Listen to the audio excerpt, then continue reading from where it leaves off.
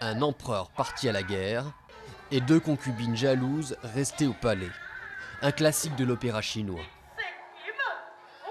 Depuis des siècles, des troupes comme celle-ci se produisent à travers la Thaïlande, où 14% de la population est d'origine chinoise.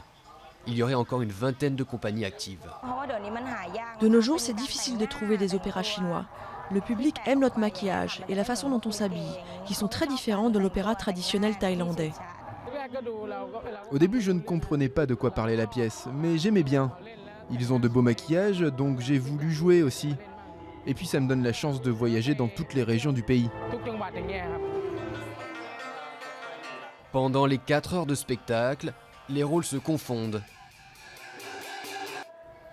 Les acteurs deviennent machinistes l'espace d'un instant. C'est le violoniste qui dirige la troupe, fondée il y a 40 ans par ses parents.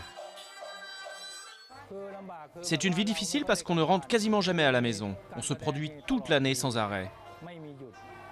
Aujourd'hui, cet art ancestral perd du terrain face aux divertissements plus modernes, mais pas seulement. Il y a de moins en moins de Chinois qui connaissent la langue écrite qui est parlée lors du spectacle. C'est plus compliqué à comprendre que le chinois populaire.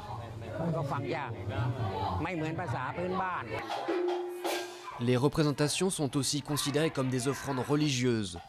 Dans un pays très spirituel, l'opéra chinois est plus qu'un spectacle.